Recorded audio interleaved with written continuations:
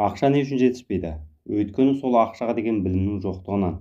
Егер де біз сол ақша туралы кішкене болса да білім білетін болсақ, онда ақша туралы ешқандай да проблема болмаушы еді. Сол үшін мен сіздерге қарапайым тілмен ақшаның қарапайым қағидаттарын осы видеомда айтып жеткізетін боламын. Ассалаумағалейкум, бұл мен Байғазақ. Арнама қош келдіңіз. Жақсылап жайғасып алыңыз, біз бастаймыз. Бай бақуатты болудың сырын әркім әрқалай тұжырымдайды. Оның нақты формуласы болмағанмен, нақты қағидаттары бары рас. Бай болу кездейсоқтық емес, ақыл мен жоспарлы түрде жүйелі жұмыс жасаудың жемісі дейді табысты адамдар. Олай болса, жетістікке жеткен адамдардың қалталы болуға байланысты айтқан ойлары мен ақша туралы халық арасында кең таралған түсініктерге құлақ түрелік. Теңге тиыннан құралады. Ежелгі гректердің өзі ақшаны тартатындығына сенген. Алайда бұны тура мағынасында түсініп, үйінің әр жеріне ақша іліп, оны жанды зат секілді әспеттеу дұрыс емес. Бұның астарында үнемшілдік жатыр. Үнемдеу арқылы орта табыспен ақ тәп-тәуір қаржы жинауға болады. Табыстың бір бөлігін жинауға дағдылану болашақ капиталдың немесе қаржылық қордың негізі болу ғажап емес. Мейлі ол аз ғана ақшадан басталсын. Бастысы қадам жасау және оны әдетке, дәстүрге айналдыру. Айталық, бірінші, қаржыңызды қадағалаңыз. Бюджетіңізді басқаратын өзіңіз. Қаржылай жағдайыңыздың мәз немесе мәз емес болуы да тікелей өзіңізге байланысты. Сондықтан ақшаны жаратарда мынадай сауал қойыңыз. Бұл шығын қаншалықты сізге қажет? Жалпы шығындар үш түрге бөлінеді. Аса шұғыл, шұғыл емес, мүлде шұғыл емес. Ай сайынғы шығындарыңызды осы үш түрдің қайсысына жатқызатын едіңіз? Аса шұғыл шығындар азық-түлік, коммуналдық төлем, бәлкім киім-кешек, несие. Шұғыл емес шығындар отбасылық демалыс немесе қосымша білім алу. Мүлде шұғыл емес шығындар кафе, ресторандарға бару, жаңа телефон сатып алу, жаңа сәнді киім сатып алу. Әсіресе осы шығындардың соңғы түріне баса назар аудару шарт. Өмірде нені қайталайтыныңызды түсініп, алдыңызға мақсат қоя біліңіз. Аса қажет емес дүниелерге ақша шашпайсыз. Екінші, кіріс пен шығыстың есебін жүргізіңіз. Қаржылай дербестікке қол жеткізген кез келген табысты адам осындай есеп жүргізеді. Есепке қарай отырып, қанша кіріс кіріп, қанша шығын шығатынын көресіз. Бастысы, неден ұтылып жатқаныңызды түсінесіз. Мысалы, кафелерге барып тамақ жеу біраз ақшаны құртатынын байқайсыз да, келесі жолы одан бас тартасыз. Ал егер қосымша кіріс көздеріңіз бар болса, онда тіпті есептен көз жазбауыңыз қажет. Көбіміз айлық алған күні ақшаны жаратып тастаймыз. Есеп жүргізуге уақыт таппай кетеміз. Үшінші, қаржы бұлақтарын молайтуға ұмтылыңыз. Кіріс пен шығыстардың құр есебімен сіз алысқа шаппайсыз. Сондықтан қаржы бұлақтары түсінігімен жақынырақ танысып алуға кеңес береміз. Себебі бұл ақшаны тиімді басқарудың үрдісі. Осы уақытқа дейін ай сайын айлық алып отырсам, жұмыстан айырылмасам, жағдайым жақсы болады деген түсінікпен өмір сүрсеңіз, қаржы бұлақтары бұл түсініктен бас тартып, қосымша қаржы көздерін іздестіруге ой салады. Бірнеше қаржы бұлағы бар адам ғана қаржылай дербестікке қол жеткізетінін білесіз. Төртінші, несиелерден бас тартыңыз. Ақшаны үнемдеу арқылы белгілі бір сома жинап, үйрену үшін несиелерден бас тарту қажет. Кредит картасы қалтасында ақшасы жоқ адамдарды шығын жасауға итермелеу амалы. Ақша жоқ болғанмен бұл сияқты тіпті зат алғанда ақшасын жаратпай тегін алып жатқандай әсер етеді. Кез келген секундта картаны пайдалана отырып тауар сатып алуға шектеу жоқ. Дәл қазір әмияныңызда осындай карталар бар болса, қайшымен кесіп тастасаңыз да банкке барып картаны жабу жөнінде өтініш қалдырыңыз. Бесінші, артық ақша алып жүрмеңіз. Дүкенге кіргенге дейін үйге сатып алатын азық-түліктің тізімін ойша жасап алыңыз, немесе қағазға түртіп қойыңыз. Белгілі бір сома бөліңіз, одан артық жұмсамаңыз. Маркетологтардың алдауына түсіп қалмаңыз. Бір айдың азық-түлігін сатып алуға баратын кезде де артық ақша алмаңыз. Азық-түлікке бөлінген қаражатты игеріңіз. Алтыншы, зиянды әдеттерден бас тартыңыз. Темекі, сыра, арақ арзан тұрмайды. Оларға ақша құрта отырып, бірінші кезекте өз денсаулығыңызға және отбасылық бюджетіңізге зиян келтіріп жатқаныңызды түсінбейсіз. Бір темекі қорабының ақшасын күнделікті жинап отырсаңыз, бір жылда өзіңіз ойлап көрмеген әжептәуір сомаға ие боласыз. Жетінші, табысыңыздың 20%-ын тұрақты түрде жинаңыз. Біршама уақыттан кейін соның өзі кәдімгідей көзге көрінерліктей сомаға жетіп қалғанына көз жеткізесіз. Осылайша үлкен мақсаттарға несиесіз, қаржысыз қол жеткізуге жол ашылмақ. Үнемделген ақша табанақы, маңдай термен келген ақша. Қарапайым, бірақ маңызды тәсілді қолдауды әдетіңізге айналдырып көріңіз. Өзгеріс өзін көп күттірмейді. Алайда үнемшілдік сараңдыққа айналып кетпеуі тиіс. Және үнемшілдікті сараңдыққа балаған дұрыс емес. Өйткені қымбатшылық өршіп, ақша құнсызданған нарық заманында үнемшілдік көп тығырықтан шығаруы мүмкін. Оны еуропалықтар, жапондықтар, әлдеқашан түсінген. Біздің осы тұрғыда үйренеріміз көп. Ақша санағанды ұнатады. Бұны ырымшыл адамдар ғана емес, кәсіби экономистер де айтады. Ақшаның есеп-қисабын жасау байлық кепілі дегенді жиі естиміз. Және ақшаны ойша санап қана қоймай, жазып жүргенде дұрыс. Бұл жерде әңгіме ақшаны орынды жұмсау туралы болып отыр. Айлық табыс пен шығыныңызды жазып, соған қарай қажетті қажетсіз шығындарды анықтау болады. Ырымға сенсек, ақшаны түнде санауға болмайды. Ол кедейлікке соқтыруы мүмкін. Ақшаны умаждамай, жыртпай ұстаған дұрыс. Ақша құрмет дегенді жақсы көреді. Сонда ол да тиісінше жауап береді. Осындай ырымдар әлі күнге бар. Өмір өзі көрсеткен, дәлелденген нақты мысалдарға келсек, ақша көбейген сайын адамның тілек қалауы да көбейе түседі екен. Экономикалық заңдар табысы жоғары болған сайын шығынында көбірек бола түседі дейді. Кезінде айына 50 мың теңге тауып жүргенде жетпеген ақша енді 100 мың теңге тапқанда да жетпейтіндей көрінеді.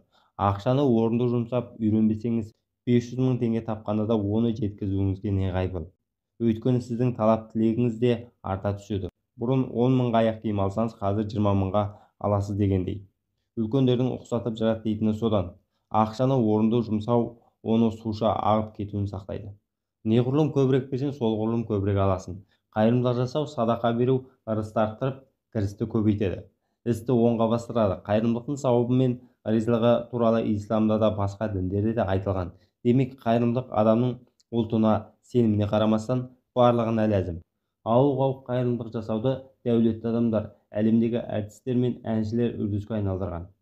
Әлемдегі ең бай адам Билл Гейтс тұрақты түрде қайырымдылық шараларын жасап тұрады. Оның өзінің қайырымдылық қоры бар.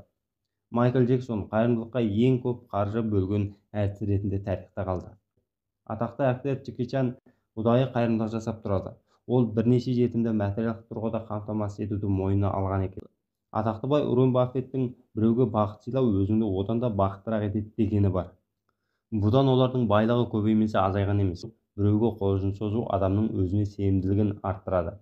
Сенімділік жетістіктің жартысы екендігін ұмытпағайсыздар. Бәріне бірдей қарыз беруге болмайды. Кешке қарай қарызға ақшанан әсіресе тұз беруге болмайды деген ырымдар бар. Кедейлерге қарызға ақша берме дегенде түсінік қалыптасқан. Берсең қайтарымсыз бер. Өйткені ақша арқылы олардың энергетикасы қоса беріледі дейді халықтық ырымдар. Осы сынды еуропалық ұғым түсініктер біздің санамызға да еніп келеді. Оны ұстанбау әркімнің жеке пікірі. Бірақ қарызға ақша бергенде оның тез арада қайтаратынына сенімді болған жөн. Қарыз алған адам созбалақтатып жүріп алса, өзіңіз қиындыққа тап болуыңыз мүмкін. Мамандар туыстар мен достарыңызға мүмкіндігінше қарыз бермеуге кеңес береді. Бұл екі арадағы қарым-қатынасқа сызат түсіруі мүмкін. Сондай-ақ біреудің алдында қандай да бір міндеттемең болса, ондай адамға қарыз бермеген дұрыс. Ол алған ақшасын қайтармауға қақысы бар деп сезінуі ықтимал. Жақсы істелген жұмыс үшін шайпұл аямағанда жөн. Ол 3 есе болып қайтып келеді дегенде сөз бар. Жалпы қарыз алуға емес, беруге тырысса, ақша үнемі оралып тұруға бағдарланады екен. Сол себепті бір-ақ рет келетін өмірде бай болып өмір сүргенге не жетсін. Әрине, текті қазақ ежелден байлықты тек қана дүниемен өлшемеген. Осыған сәйкес мен сіздерге қазақ ұғымындағы 6 байлықты айта кетейін. Оның біріншісі жастықтың қадірін білу. Жастық шақтың екі айналмас алтын дәуір. Өнер ғылым үйренетін, әрқандай қиындықты бұйымқұрлы көрмей, аңсаған арманға жетіп, бақыт байлық жарататын, арындаған жалындаған кез екендігін шынайы ұғынып және оны қанибет біліп, жастық шақты мәнді, мағыналы өткізуге күш салу керек. Яғни, жас болсаң білім жинап, бойлап өс, қартайсаң қасиетті ойға көш деген даналықты есте берік сақтап, жас кезінде бейнет бер, қартайғанда зейнет бер дейтін халық даналығының мәніне терең үңіліп, жас дәуренді қадірлеп, аялап, оны бос ойын күлкімен өткізбей, бойда күш-қайрат бар кезде өнер ғылым, үлгі тағылым үйреніп, қартайғанда атал еңбегімен ащы терінің игілігін көру, халыққа, отанға, туған жерге бақыт байлық жарату. Яғни жас дәуренді ойын күлкімен өткізіп жіберіп, бойдан қуат, бастан ақыл кемігенде қап деп өкініп қалудан сақтану. Жастықты теңдессіз бақыт, байлық деп білу. Екіншісі денсаулықтың қадірін білу. Қазақ халқы бірінші байлық денсаулық, екінші байлық денсаулық деп денсаулықты бәрінен жоғары қояды. Әрі үнемі денім сау, басымды аман қыл деген игі тілекте болып, түрлі әдіс шараларды қолдана отырып, денсаулықтың қадір қасиетін ұғынуды дәріптейді.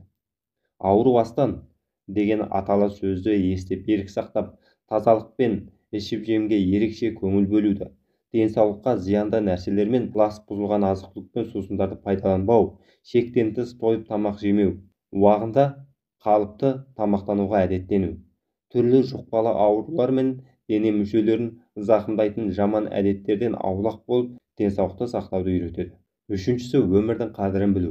Әрбір адам өмірге ой көзімен, биік адалдық, ақыл парасатпен қарау, жарық күнді қадірлеп, жақсы өмір сүруге дағдылану, өнер, білім, үлгі, тағылым үйреніп, өмірдің мән-мағынасын арттыру, әр күн, әр сағаттың қадір қасиеті мен қымбатын жете түсініп, арайлап атқан таңды ғанибет білу, ақыры өтетін өмір ғой деп, ойына келгенді істеп, айналаңа лаң салып, адамдық өмірдің қасиеті мен мән-мағынасын жоғалтып алудан сақтану керек.